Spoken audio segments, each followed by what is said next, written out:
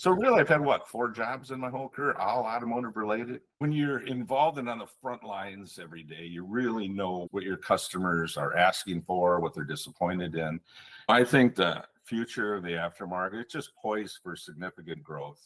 Electric and hybrid vehicles, obviously, as that grows stronger and stronger. Technology integration, that I think is a big key for our future. So I'm sitting and watching them interview Mario Andretti, and I'm in line next after Mario. I opened for Jay Leno. Yeah, I opened for Jay Leno. Welcome to the Ride and Style Podcast, your turbocharged pit stop for automotive restyling. Buckle up with Jesse and Josh. Welcome everybody to another episode of the Ride and Style Podcast. Exciting to be here today with Dino Perfetti and with Automotive Concepts. And we've actually interviewed you in the past for the SEMA Pro Cup Challenge, so you're back again. So Dino, thank you for being here, and how are you today? Hey, I appreciate the opportunity, guys. I always look forward to learning and sharing knowledge, and I've learned a lot from the two of you and so many people in this industry, and I just love to share my passion for it. So thank you for the opportunity. And isn't he the nicest guy ever, Jesse? I mean, here's the thing about Dino. Dino and I have been in the trenches together in a lot of things, and nothing rattles this guy. Like, he'll see my blood pressure go up, or he'll see me get worked up over stuff, and he's just, yeah, well, let's just do the right thing and be, he's just such a nice guy. I think most of it comes from your wife, Dino. Yeah, I owe her a lot, but black hat, white hat, I learned from one of my past employers, and he would never have you wear both hats in a position. You either wore the black hat or the white hat. So, Josh, it's nice having you wearing the black and let me wear the white. We're together. So. Good cop, bad cop. I'm a natural villain, and he's a natural hero. So it worked out perfect. But no, thanks for being on the show. Awesome. Love having one of the stellar guys across the board. But usually we like to start about, how did you get started? You've been in this industry for a while, bro. I know I hate to admit how old I am, but I started right out of high school. I think it's because of my lack of natural athletic ability that I am where I'm at, right? All my friends were stars on the basketball team, football team, and I rode the pine for 1 year. I'm like, this is not for me. This is so far from being productive that I went right into the workforce at a very young age. Then I could afford to, soup up my car, and wish I still had my 71 Challenger. But is that what it was? A 71 Challenger? What color was it? Bright red with a white vinyl top and white interior. Ooh. Did you buy it brand new? Keystone Classics all the way around.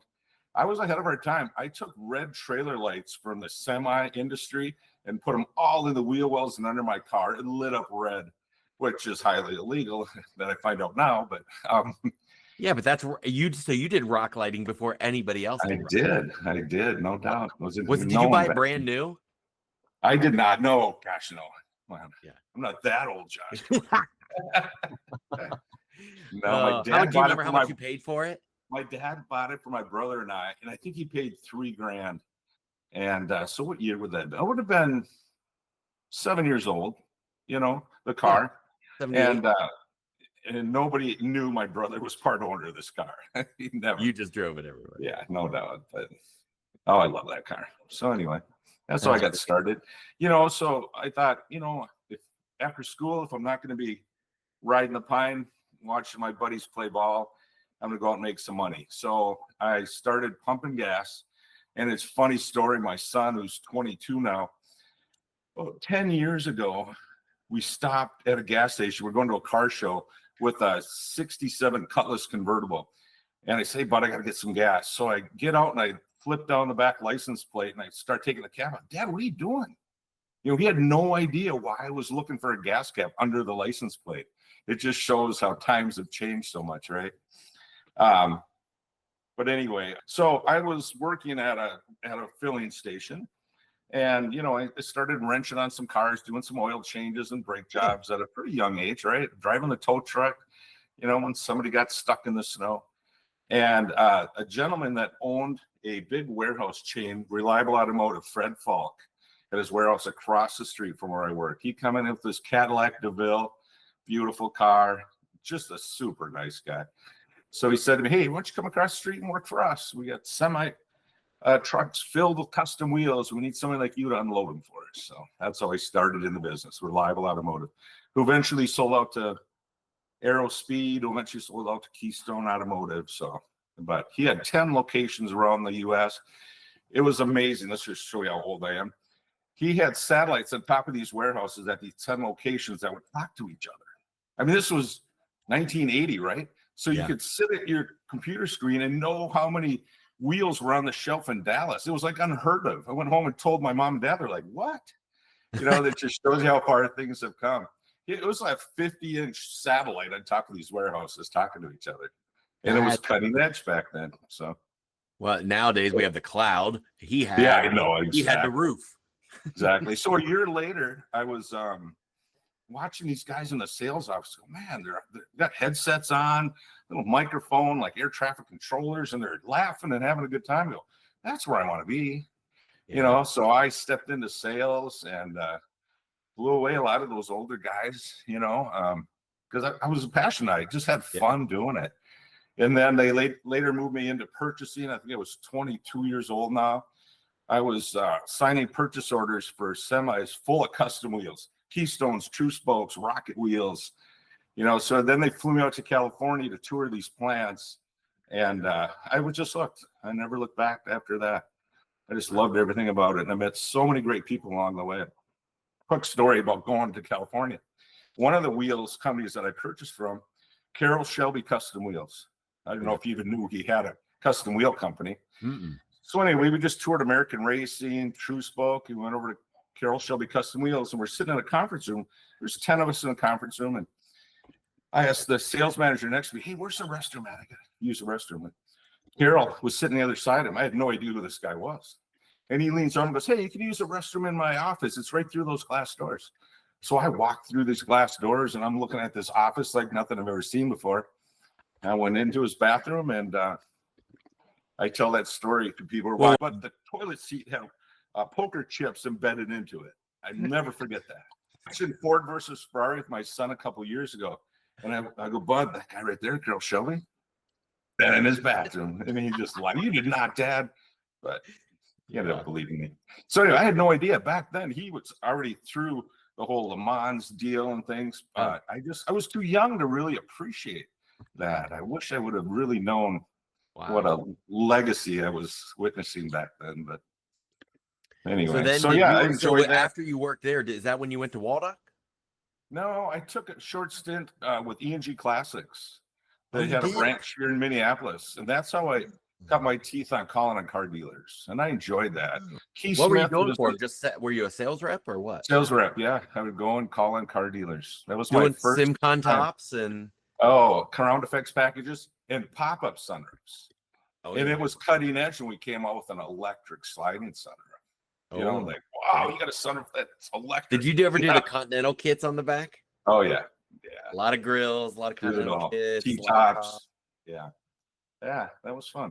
Well, then I did that for just a couple of years, and then when I left Reliable Automotive, my number one customer was a van and truck conversion company, Waldock, and I ended up going to work for them for about 18 years. So that was a very good experience. I worked, I did purchasing there. I went on the road selling to dealers again. We opened some retail locations around Minnesota. That was another great experience. You can still see their vans on the road today. Yeah. They're only one of a handful left. But back in that day, we had 100+ employees, and Elkhart, Indiana had dozens and dozens of van companies. Yeah. They're celebrating their 50th year in business. Waldock is this summer. So I'm anxious to go to that event. So. And you can, and Jesse, if you listen, he's friends with all his old. He doesn't burn a bridge. Like, he's still friends with Mr. Waldock and his sons. He still hangs out with, he's just friends. He's just a good guy. So why do you view that as so important, Dino? I learned this from John, and we'll talk about John Prosser. We know that, of course, in this conversation. Yeah. Gotta love the guy. Is he waiting right there in the wings to be on? No, but I'm waiting for him to be knocking on my door any minute. He usually does whenever I'm in the Doing middle of something something. But he loves to come in and sit in my office and hang out. It's where the action is, right? He's Yeah. got a beautiful office upstairs. He hangs out here almost daily, 'cause he loves hearing the passion and being part of it. He does. Pretty cool. John, he's all about collaboration. That's our key word the last few years, been collaboration. It doesn't matter if it's your competitor, your vendors, some vendor you're not doing business with. It's all about collaborating with everybody that possibly can, Nice. So yeah, that works out well. I like that part of it. So then after Walduck, 18 years, that's a long time. Yeah.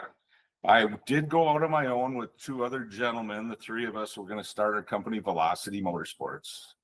We both had a good pass with Waldock, and they were Tires Plus guys. They really knew tires, suspension. That was in 06, and then 08, 09 hit, and we had 40 customized lifted trucks all over on dealers' lots. And gas hit $4 a gallon, and John started calling. He started calling. Come work for me, Dino. Yeah, he's been calling since I left Waldock. He'd call 4 or 5 times a year when I left Waldock. When are you coming? When are you coming? I said, John, I'm not. He goes, yes, you are. It's a matter of time. So he is persistent. You got to love the guy. So, you started Automotive Concepts at 08 or 09? 09. Yeah, 09. So it's been a while, 17 years. Wow. So really, I've had 4 jobs in my whole career, all automotive related, So once you're in, it's hard to get out, right, guys? I love it. Maybe not for you, but I love it. So, you took us through the history. Tell us what you're doing now. Like, what's your role now? What kinds of things are you working on? Okay, I'm the president of Automotive Concepts, our custom division. There's other companies under the Automotive Restyling Concepts umbrella that John oversees that other people run. Bill North with Champion and Jeremy Luffy with Drive Appeal and so on. So, so I oversee our custom division. We touch 13,000 vehicles a year. A lot of commercial business lately. Maybe talk a little bit more about that, but wholesale, retail. I have a great crew, from the technicians to the office staff upstairs. It's just we've created a nice culture, right? I'm gonna get off track for 1 second. I just started reading a book called Great Leaders Make Sure Monday Morning Doesn't Suck. Yeah, you gotta look it up. Eric Harkins. He was with Best Buy for years, but he talks all about creating a culture, that people want to show up, right? Isn't that what we all want? We want them to want to be here. Yeah, and then he talks about your top performance, how important it is to acknowledge your top performers. And we all know that a lot of them realize how valuable they are 10 seconds after they quit, right? Yeah. So good book to read. Anyway. Yeah. That's one of my life lessons, is never stop learning, right?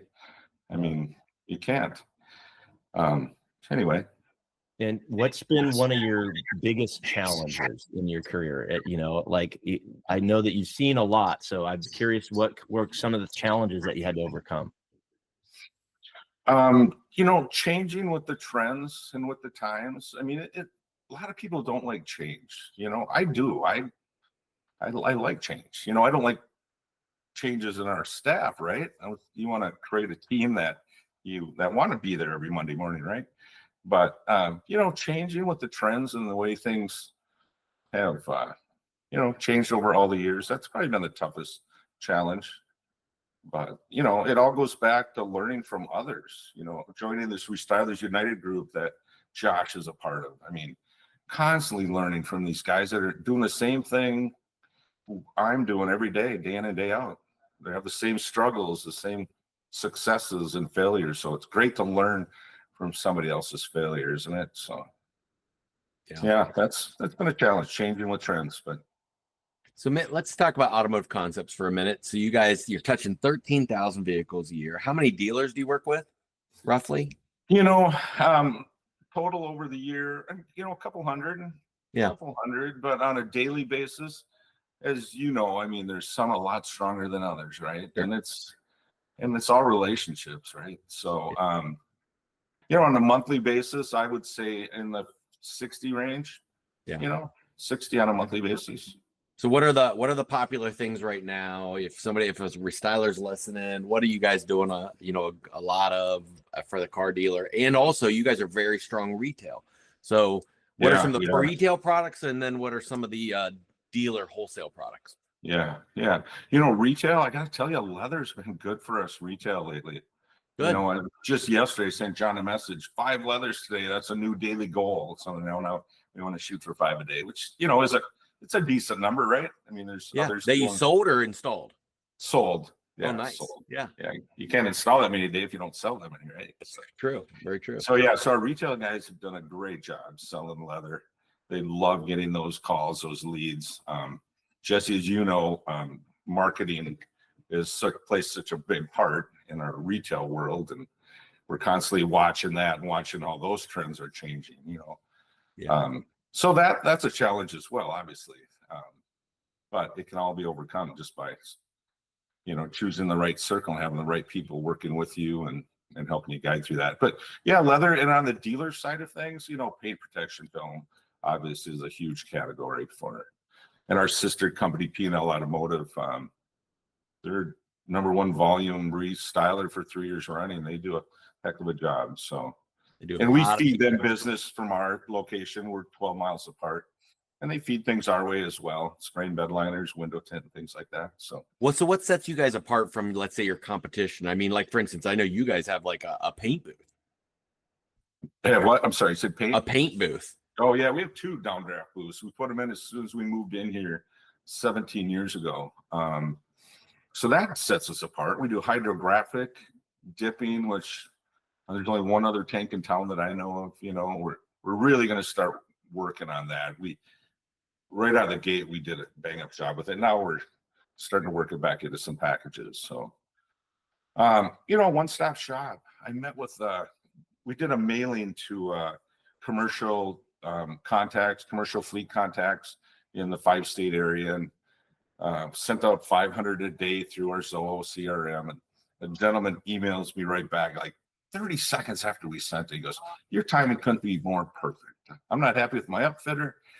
So did a research, 100 vans in their fleet, looking to add another 25 this year, maybe another 25 next year. He said, "And I also need some new wheels and tires for my wife's Yukon. When can I stop?" He came in a couple of days later. We gave him a tour, and he's looking around going, "Is there anybody that does it all in one shop like you guys?" Because now we can do his graphics here. We have Nick Stanley, who you both know well, our marketing director. He can help him design his new logo because he wants to change his whole look. Oh, wow. So that was pretty exciting. But and he just made it known. I want to go to one shop. I'm going to do it all in one place.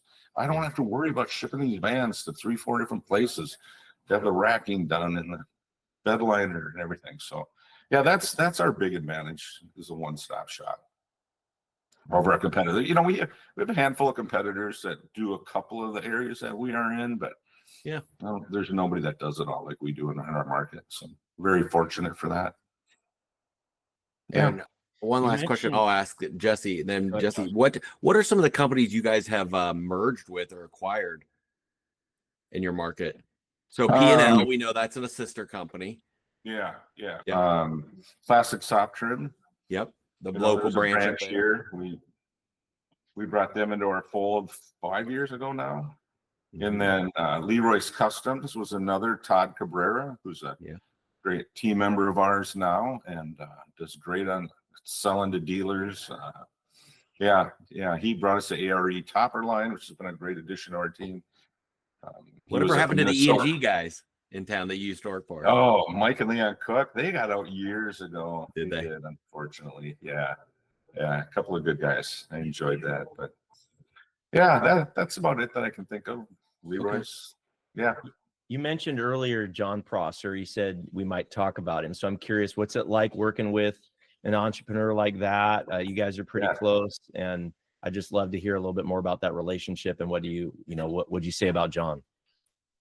Yeah, I consider him a friend. I mean, we before I even started working here, we collaborated somewhat, as competitors back and forth. But he's just constantly is challenging everybody on his team, especially his executive team.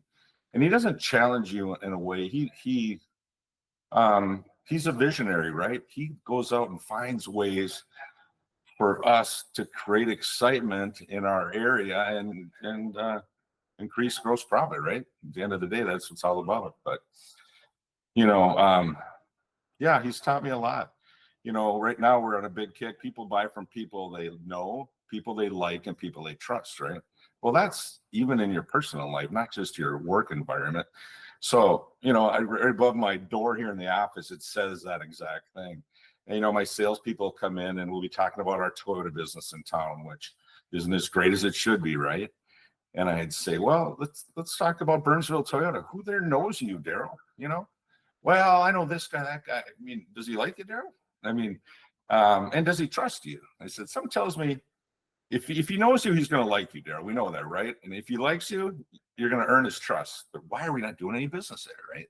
So that's kind of been a big thing that John and I have used recently. I just wrote an article for the Shop magazine that comes out next month. And I talked a little bit about that. And the article is the dilemma of consumers buying online and coming to you for the installation, the pros and cons of that whole thing. So pretty good article, I think. So it is a dilemma. It's a lot. Yeah, no doubt. But yeah, hey, back to John. I got to tell you, he came to me 10 years ago. I'd probably been with him for 7, and he said, "You need to reinvent yourself." Can you imagine somebody saying that to you? You need to reinvent yourself.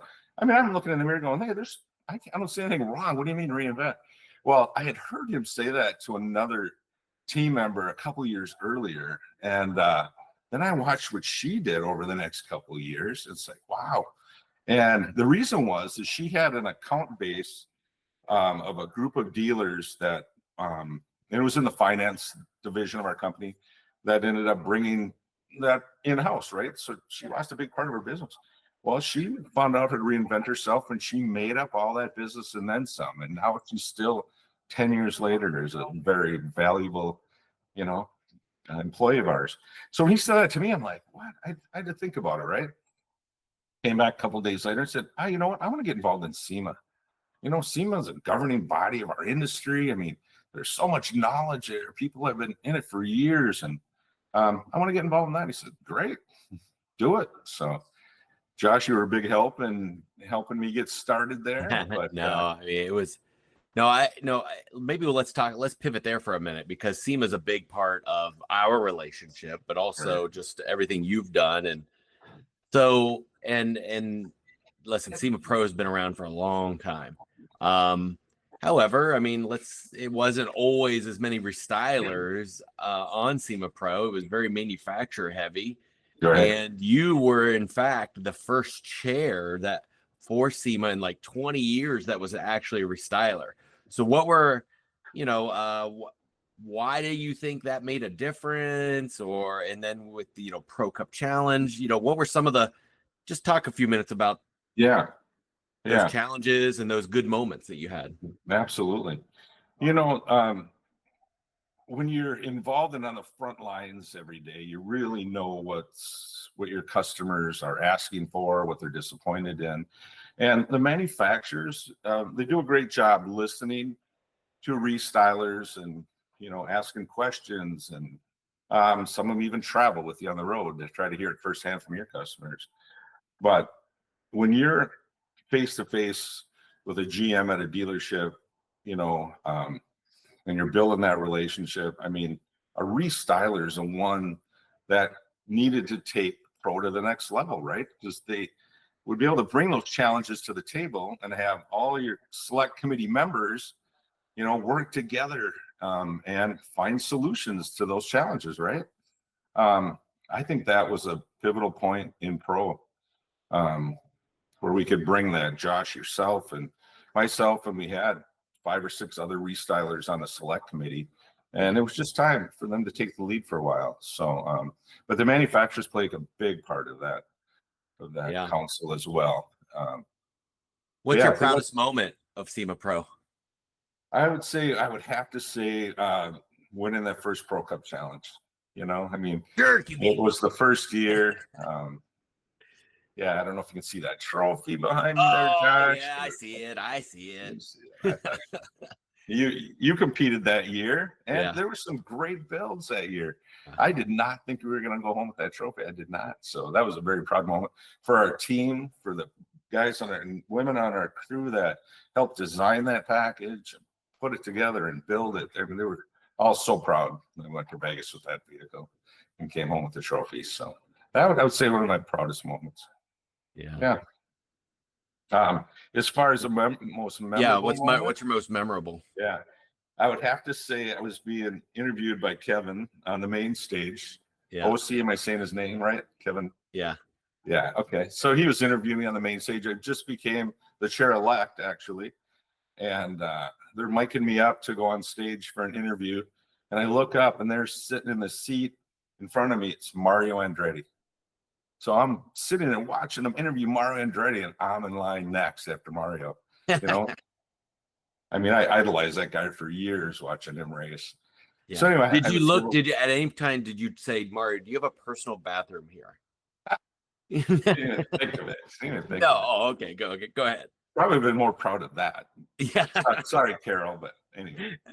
So then the interview, I thought it went great. I really enjoyed talking to Kevin about, just about the industry and why I got involved with SEMA. And then I turn around and they're taking my mic off, and walking up next to me to get in the chair is Jay Leno. So you were bookended by Mario Andretti and Jay No, Leno. I opened for Jay Leno. Yeah. I opened for Jay Leno. Yeah. So, but anyway, another great That's car guy awesome. that I got to know somewhat. Yeah. But there were some very memorable moments. Yeah.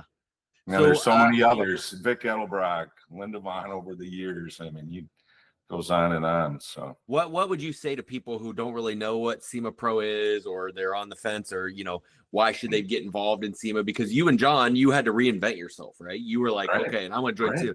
So what did it do for you, and what could it do for other people? What would you say to that? Absolutely.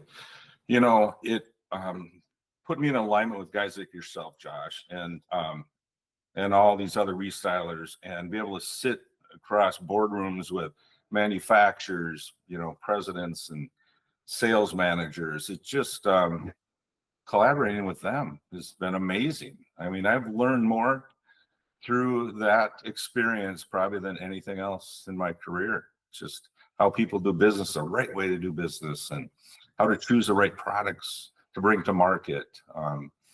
And Wave Pro helped that. I've been going to SEMA back in the Reliable Automotive days when I was buying wheels until now, and it's 30 some years. I think I've been there 28 times that I recall. But now we go there in a whole different light. I used to go there and excited to see the big monster trucks and all the ones that create this excitement that aren't even street legal, right? Came in a trailer and they go home in a trailer. Mm-hmm. So I'll never forget John and I talking in my office one day about, going to SEMA. Let's, what's our plan? What are we looking for? And he says, God, I wish we could go there and look at vehicles that we could come back and build ourselves in our market. And we're like, wow, that's a great idea. And I was chair elect at the time. And we brought the idea to Pro, and they're like, wow, that's a great idea. Let's compete, amongst restylers around the country. And we set the parameters. You can only put so many hours in, can only spend so much money. You can build the craziest build ever, which might win a vote, for a trophy. But what good is that? The excitement is seeing the ideas of the other builders and coming back to your market and reproducing those over and over again. I mean, that whole concept has worked well for us, and obviously for others, because I've gotten many phone calls over the years. Hey, where'd you get this part? Where'd you get that part? So yeah, and it's fun sharing that. Yeah, it's been crazy. I got to tell you, one thing I've learned recently from John that really, not recently, I would say in the last year, I've really noticed that when we're talking about something, he always will just, hey, let's call him. Pick up the phone. Let's just call him. He'll call anybody out of the blue. I don't care who it is. I swear to God, but he's tried calling Elon Musk. I'm pretty sure he has. But so he had forwarded a real video to me of a Cybertruck. had a crazy body kit on it and wrapped, and the interior was amazing. So I forwarded it on to a gentleman in town that oversees Tesla, who's very excited to have us create excitement, at their locations. And he said, that is epic. So I'm showing John the reaction I got from the guy from Tesla. He goes, well, let's find out where that truck was built. So he gets on his phone. I'm sitting at my desk and we're doing some search, find out the shop in Florida. It's a body shop in Florida that loves customized cars. Well, a half hour later, I'm talking to the guy that owns it and designed this kit, and he's telling me he got the body kit out of Chesney. And I'm on the phone with somebody at the Republic of Russia trying to figure out how to get all this body kit. So that's one thing about John. Whenever he's thinking about something, he doesn't waste any time. He goes, let's call him. We had our rep in here for ARE toppers, and he was telling us about a topper company in Colorado who sold 3,000 toppers last year. Wow, how did he do that? Hey, Dino, call him up. So I dial up this guy's phone, Suburban Toppers in Colorado. The guy talked to us for 45 minutes and told us everything he's done, how he got to where he is, So I tell you, I've made a big practice out of that. If you're thinking about something and you have a question, pick up the phone, call somebody. You're only going to learn so much online, right? Yeah. Researching, and people are anxious to talk to you about their successes, right? Yeah, it's awesome. Especially if you're not in a competitive market, obviously, right? So. I can vouch for John. He'll randomly call me just anytime, out of the blue, and say, I got an idea.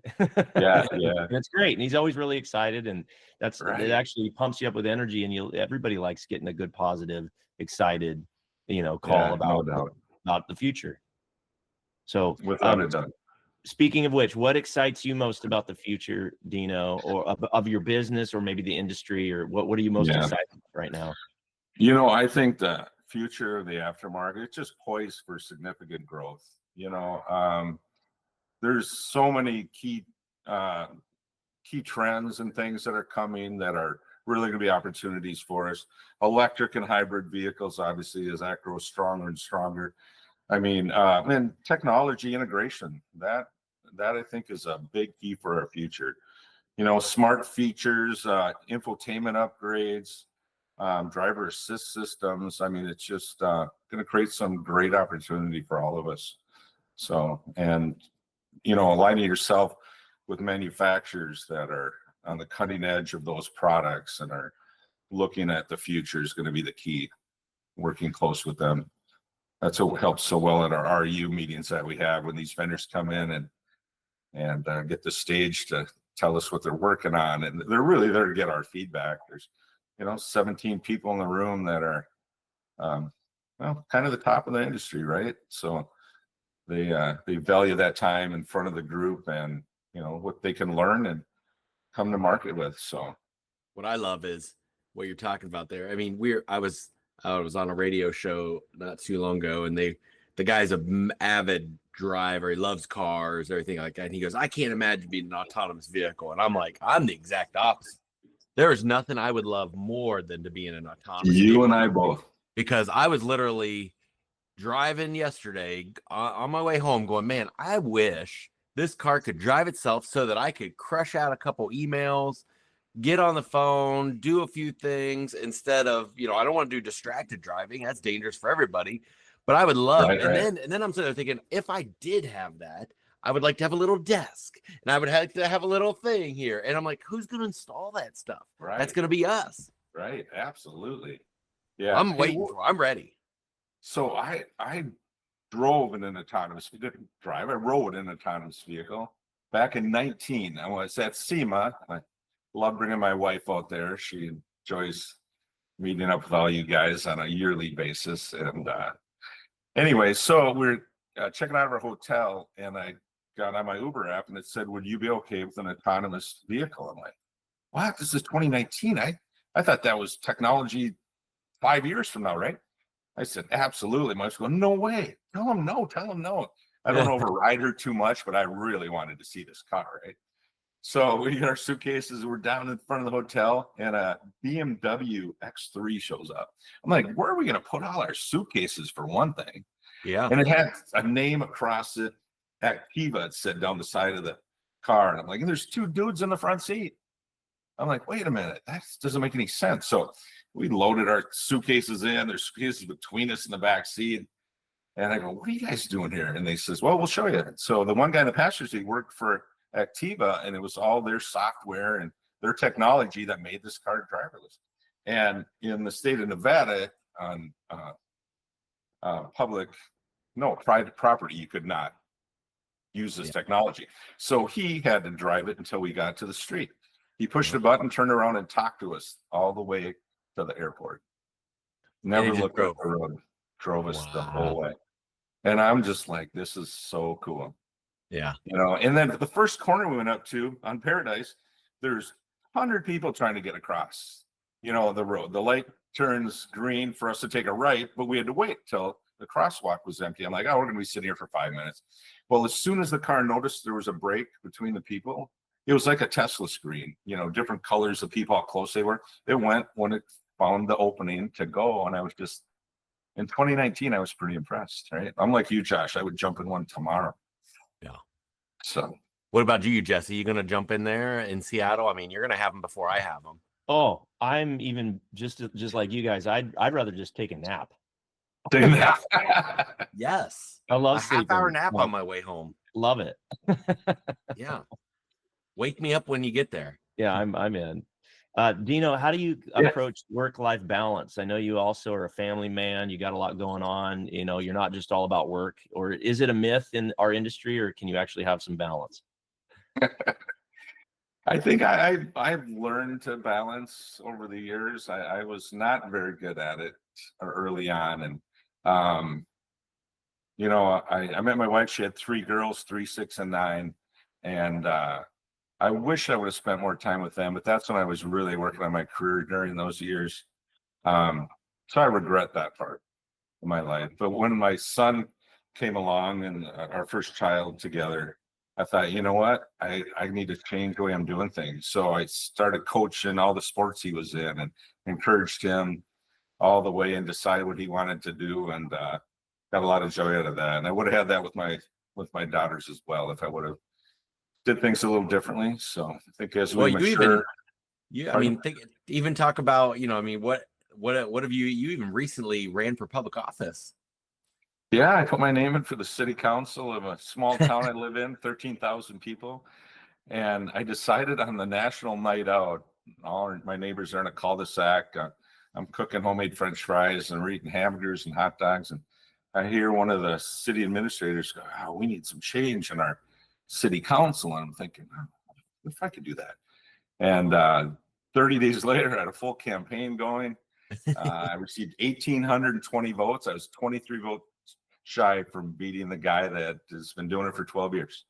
So, you know, it comes back up in a year and we'll see if I'll try it again. But again, I like to help others, right? To improve our city. We plan on living there a long time. So, so I've been collaborating heavily with past mayors and other council members. So I know I can win it next time. Yeah. So we'll see. We'll see where we're at in our career. But yeah, that's a good question. I mean, it's important balance in work life, right? And it's a difficult task sometimes, but especially when you love what you do so much, right? Yeah. But my wife's the same way. She loves what she does. So we both are very much entrenched in our jobs, and then we just still have a lot of quality time together. So. And what advice would you give someone just entering this space, or, you know, the world of restyling or aftermarket? What advice would you give somebody? I would say choose your circle carefully, right?